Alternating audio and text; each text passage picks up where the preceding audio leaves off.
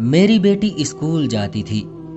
पढ़ाई में होशियार, खेलों और बाकी कामों में भी बहुत अच्छी थी। हर टीचर की नज़र में हीरा, हर काम को करने में पहल करती थी। खानदान में भी सब उसे बुद्धिमान और समझदार कहते थे। लेकिन अब मैं अक्सर इसे लेकर परेशान रहने लगी थी, क्योंकि अब वो अचानक ही न जाने क्यों किसी भी काम पर ध्यान नहीं दे रही थी। पढ़ने को बोलो तो रोने लग जाती। उसके बदले बदले व्यवहार को मैं पिछले 2 हफ्तों से नोट कर रही थी। आज भी वो स्कूल से आकर सीधा कमरे में जाकर सो गई। मैं कमरे में गई तो काफ़ी हैरान हुई, क्योंकि वो कभी भी कपड़े बगैर बदले नहीं सोती थी। लेकिन फिर मैंने सोचा कि शायद थक गई होगी, इसलिए आते ही सो गई। खैर, शाम हुई और फिर मैं किचन में आ गई और रात के खाने की तैयारी शुरू कर दी। खाना बनाते बनाते 3 घंटे लगे। इस बीच मैंने मानसी को दोबारा पुकारा, लेकिन वो नहीं उठी, जिसे देखकर अब की बार मुझे बहुत गुस्सा आया। तो मैं खाना मेज पर रखकर कमरे में आई। लाइट ऑन करके मैंने उसे सख्ती से पुकारा, मानसी उठ जाओ बेटी, बहुत सो लिया तुमने। 1 मिनट है तुम्हारे पास, नहीं आई तो मैं बुरे तरीके से पेश आऊंगी। तुम्हारे नखरे नहीं खत्म हो रहे। शायद वो मेरे गुस्से से डर गई थी, तभी फौरन बेड से झट से उतर गई। मैंने उसे गौर से देखा तो उसके हाथ कांप रहे थे। मुझे शर्मिंदगी हुई, छोटी सी बच्ची को इतनी सख्ती से डांट दिया। मैं उसके पास आई और खड़े खड़े ही बोली।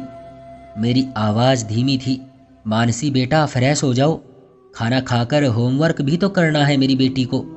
मैंने प्यार से पुचकारते हुए उसे अपने साथ लगा कर कहा, लेकिन वो मुझसे अलग होने की बजाय मेरे सीने में अपना चेहरा छुपा गई। ऐसा देखकर मैं शॉक्ड रह गई थी। वो ऐसा बर्ताव क्यों कर रही थी? शायद मैंने कुछ ज्यादा ही गुस्सा कर दिया, इसलिए मुझे माफ कर दो मेरी बेटी। मुझे ख्याल करना चाहिए था, आइंदा ऐसा नहीं होगा। चलो फ्रेश हो जाओ, फिर मम्मी अपने हाथ से खाना खिलाएगी अपनी बेटी को। मानसी को खुद से अलग करती हुई मैं बोली और उसे जबरदस्ती वॉशरूम भेज दिया और खुद किचन में आ गई। किचन में आकर मैंने खाना मेज पर रखा और बेटी का इंतजार करने लगी। 10 मिनट गुजरे तो मैंने उसे आवाज दी, बेटा आ जाओ खाना खाएंगे, लेकिन कोई जवाब नहीं आया। मैंने सोचा शायद कपड़े बदल रही होगी। मैंने खाना प्लेट में डाला और घड़ी में वक्त देखा। पास पड़ा मोबाइल उठाकर मैं इस्तेमाल करने लगी। आधा घंटा गुजर गया, लेकिन वो ना आई। अब की बार मैं खुद उठकर कमरे में गई और वॉशरूम का दरवाज़ा खोला। वो सामने ही खड़ी थी। मेरा सर एकदम चकरा गया। वो अपने नाखूनों से अपने हाथ और अपने चेहरे को नोच रही थी, साथ ही साथ अपने कपड़े भी गीले किए जा रही थी। मैं आगे बढ़ी और उसे नल से दूर करके नल बंद कर दिया। ये क्या किया तुमने? सारे कपड़े गीले क्यों कर दिए? मुझे दोबारा गुस्सा आने लगा था, लेकिन मैं गुस्से को छुपाकर खड़ी उससे सवाल कर रही थी। मुझे देखकर मेरी बेटी का रंग फीका पड़ गया। कुछ नहीं किया मम्मी, जैसे उसे कोई चोरी पकड़े जाने का डर हो। मानसी हाल देखो तुमने अपना क्या कर लिया है। बाजू से पकड़कर मैं उसे कमरे में लाई। वो बोली, मम्मी मुझे गर्मी लग रही थी। पागल लड़की, मौसम देखो, सर्दियां आ चुकी हैं और तुम्हें गर्मी लग रही थी। बेटा क्यों सता रही हो इतना मुझे? मैं तंग आती हुई बोली। मम्मी माफ कर दे प्लीज, गुस्सा मत हो। रोते हुए वो मेरे दुपट्टे को थामती हुई बोली। मैंने भी उसे प्यार से देखा और फिर उसके कपड़े बदलवा कर बाहर ले आई। खुद खाना खिलाया और फिर उसे बामुश्किल होमवर्क करवाया। वो किसी भी तरह का काम नहीं करना चाहती थी। बहला फुसलाकर उससे काम पूरा करवाया। फिर मैंने उसे टीवी लगा दिया और थोड़ी देर में किचन का सारा काम करके आंगन में आई और उसे सोने का कहा। वो तो जैसे कमरे में जाने को तैयार बैठी थी। मेरे कहने पर वो फौरन कमरे की तरफ भाग गई। मैं काफ़ी हैरान हुई। अक्सर तो उसे टीवी के सामने से उठने के लिए कई बार कहना पड़ता था, लेकिन आज वो पहली बार में ही उठकर चली गई। मैं भी दिन भर की थकान से फारिग होकर कमरे में आकर लेट गई। रात का न जाने कौन सा पहर था कि मेरी बेटी अचानक चीखती हुई उठ गई, मम्मी मम्मी। हड़बड़ाकर मैं भी उठ गई।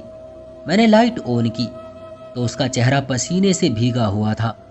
मेरी बच्ची क्या हुआ है? मैं यही हूँ, मैं उसे अपने साथ लगाए बोली। वो धीरे धीरे कांप रही थी। क्या हुआ है? कोई बुरा ख्वाब देखा है क्या?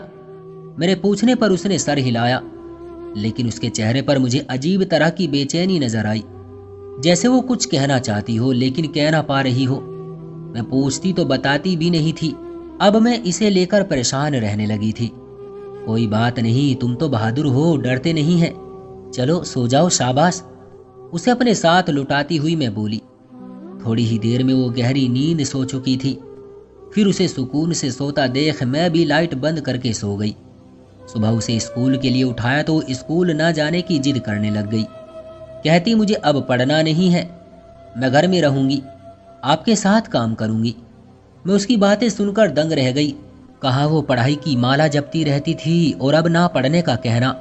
ये सब अजीब हरकतें मुझे परेशान करने लगी थी। डांट डपट कर मैंने उसे तैयार किया और स्कूल भेज दिया। सुबह उसे स्कूल में वैन ले जाती थी और दोपहर में भी वही छोड़ने आती थी। फिर दोपहर में वो जब स्कूल से आई तो दरवाज़ा बजा। मैं तुरंत बाहर आई और दरवाज़ा खोला। मेरी बेटी थकी थकी सी थी। वो नमस्ते करके चुपचाप अंदर दाखिल हो गई। मैंने नमस्ते का जवाब दिया और आंगन में आ गई। वो भी सहन में बिछी चारपाई के एक कोने पर बैठ गई। मैंने उसे गौर से देखा मगर मुझे वो खोई खोई सी लगी। मानसी, क्या बात है, ऐसे क्यों बैठी हो? कुछ नहीं मम्मी, मैं तो बस वैसे ही। एकदम से वो बौखला कर बोली। उसका चेहरा मारे खौफ के बहुत हद तक सफ़ेद हो गया था। एक पल के लिए मुझे भी खौफ सा महसूस हुआ। उसके हाथ पकड़कर मैंने उसे अपने पास बैठाया। क्या बात है, इस तरह से क्यों डर रही हो? स्कूल में किसी से झगड़ा हुआ है क्या? नहीं नहीं मम्मी, मैं क्यों झगड़ा करूंगी भला। हर बार वो यही बोलती थी और फिर उठकर अंदर कमरे में भाग गई। मुझे शक हुआ कि वो मुझसे झूठ बोल रही है, लेकिन फिलहाल के लिए मैंने बातें कुरेदना अच्छा नहीं समझा।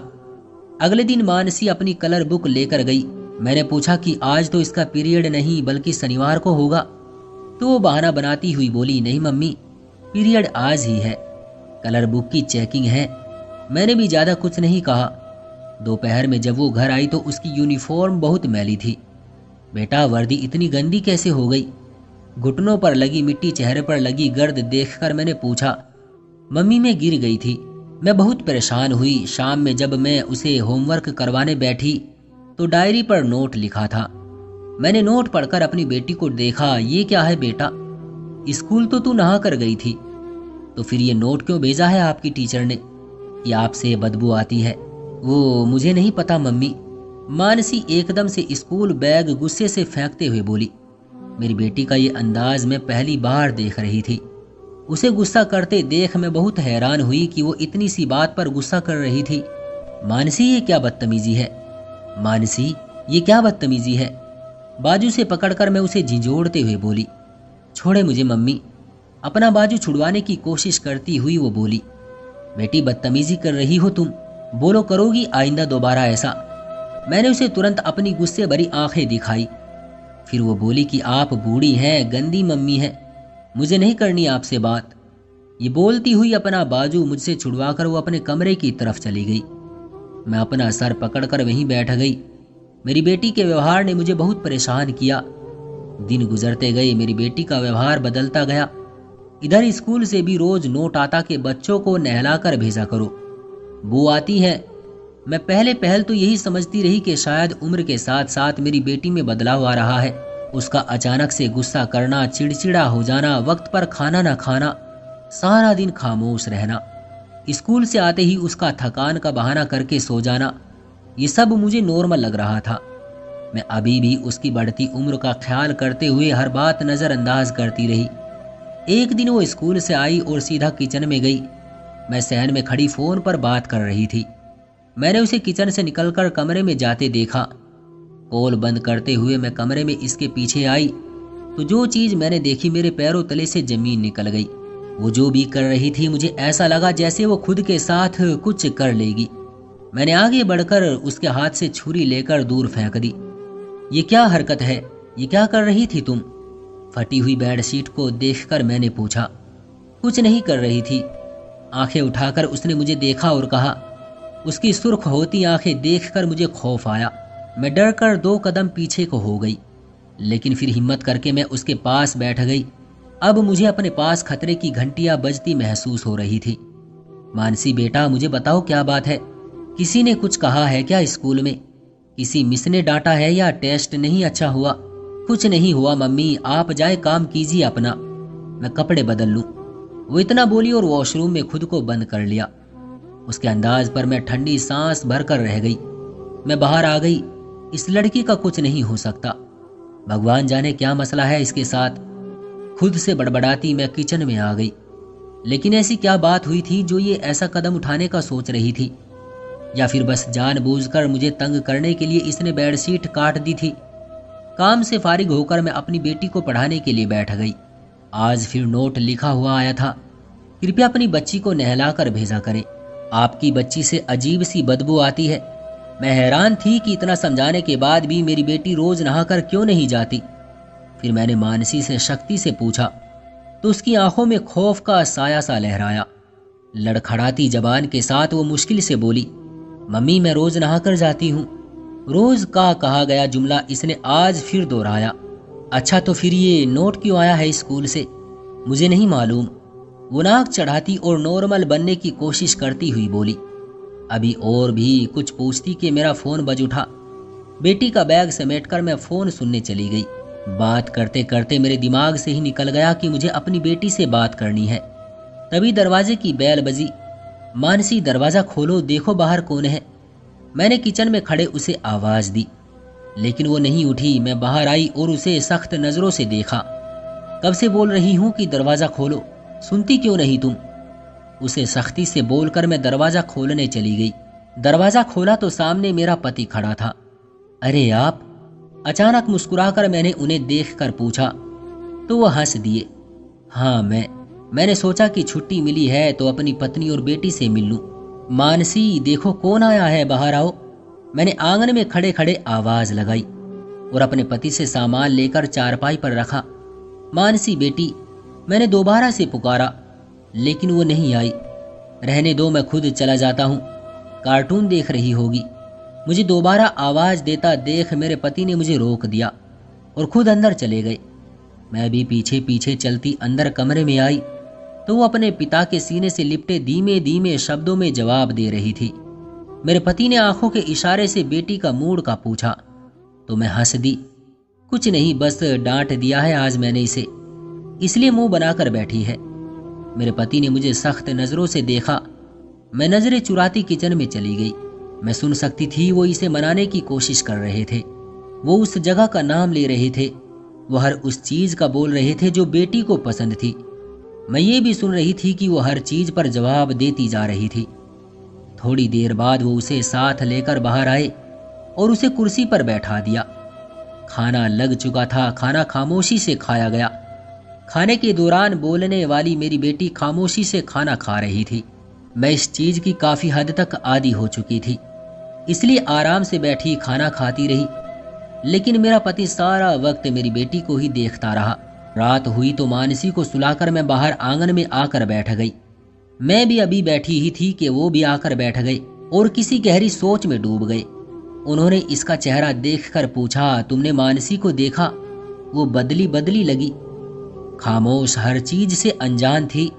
आप यूं ही परेशान हो रहे हैं, ऐसी कोई बात नहीं। दरअसल अब वो बड़ी हो रही है, इसलिए उसमें कुछ बदलाव आ रहे हैं जो हमें ज्यादा महसूस हो रहे हैं। मैंने अपने पति को समझाने के अंदाज में कहा, लेकिन वो मुझे संतुष्ट नहीं लगे। फिर भी तुम बात करो, उससे कोई मसला है तो बताए हमें। अच्छा ठीक है, मैं पूछ लूंगी, पति को तसल्ली देकर मैं बोली। लेकिन हकीकत में मैं खुद अंदर से बहुत परेशान थी। माहौल को ठीक करने के लिए मैंने इधर उधर की बातें करना शुरू कर दी। सुबह तो उन्हें दोबारा ड्यूटी पर जाना था। सुबह होते ही मेरा पति वापस चला गया और मैं रोज की तरह कामों में बिजी हो गई। बेटी को स्कूल भेजा और बाकी काम खत्म किए। दोपहर को वो आज फिर वर्दी पर दाग लगाए हुए आई थी। मैंने उसे देखा, वो डरी हुई लगी थी। कपड़े बदल लो, मैं खाना लगाती हूँ, मैंने खुद को नरम रखते हुए कहा। मैं सोच रही थी कि अब मैं बेटी को प्यार से हैंडल करूंगी ताकि वो मुझे सारी हकीकत खुद बताए। जब कुछ दिन गुजरे, वर्दी और नोट का सिलसिला चलता रहा। मैं देखती रही क्योंकि मैं अपनी बेटी को और ज्यादा खौफजदा नहीं करना चाहती थी। मैं चाहती थी कि वो नॉर्मल हो जाए जैसे पहले थी। मेरी बेटी से सब मोहब्बत से पेश आते थे। वो थी भी तो बहुत अच्छी सुलझी हुई। अक्सर टीचर्स तो इसकी खुद मदद करते थे। असाइनमेंट बनाने में मैं अक्सर ही सुनती थी कि टीचर बहुत मोहब्बत से उसे पढ़ाते थे। एक दिन मैंने सोचा कि बस अब मैं अपनी बेटी से बात करूंगी। उसके घर आने का इंतजार किया। दोपहर में वो घर आई तो मैंने उससे आराम से बात करने का सोचा। खाने के बाद मैं उसे लेकर कमरे में आ गई और उसे अपने सामने बैठा लिया। मेरी बच्ची, बताओ क्या बात है? क्यों इस तरह से डरी डरी रहती हो? मुझे बताओ, वादा करती हूँ कि कुछ नहीं कहूंगी। बेटी के हाथ थामते हुए मैं बोली। वो कुछ देर तो मुझे देखती रही, फिर बोली और बोलती चली गई। जैसे जैसे वो बोलती चली जा रही थी वैसे वैसे मेरा गुस्सा बढ़ता जा रहा था। वो अपनी बात पूरी कर चुकी तो मैं उसे देखती रही। फिर वो भी सर झुकाए बैठी रही। फिर एकदम मैं फट पड़ी। मैंने जोर से तमाचा अपनी बेटी को मारा। क्या बकवास किए जा रही हो? मालूम भी है तुम्हें कि तुम बोल क्या रही हो? बेवकूफ लड़की, दिमाग किधर है तुम्हारा? वो गाल पर हाथ रखकर हलक तक रोते हुए बोलती चली जा रही थी। मेरा बस नहीं चल रहा था कि मैं उसे एक और थप्पड़ लगाऊं। चुप कर जाओ, खबरदार जो आवाज भी निकली।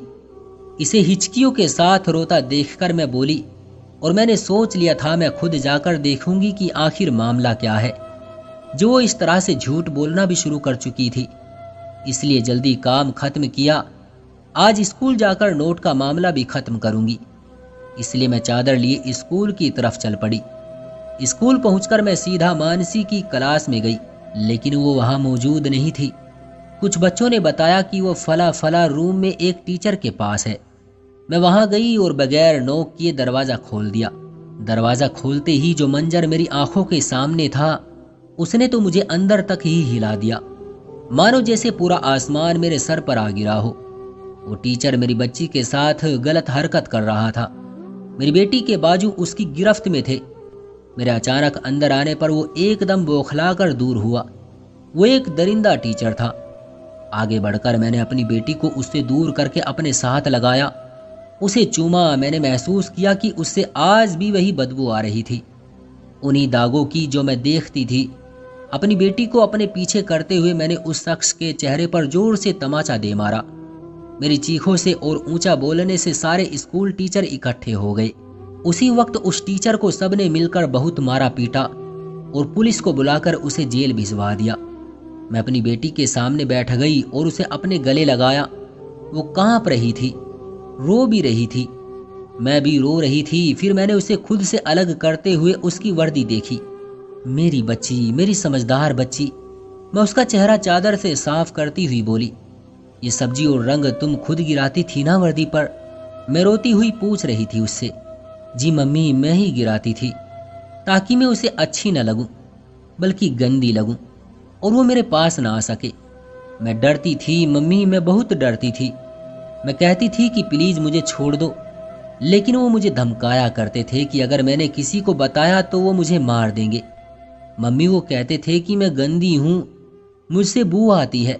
वो मुझे यहाँ हाथ लगाते थे। कांधों को छूकर वो बोली। मैंने जब उनके पास जाने से मना किया तो उन्होंने मुझे यहाँ मारा।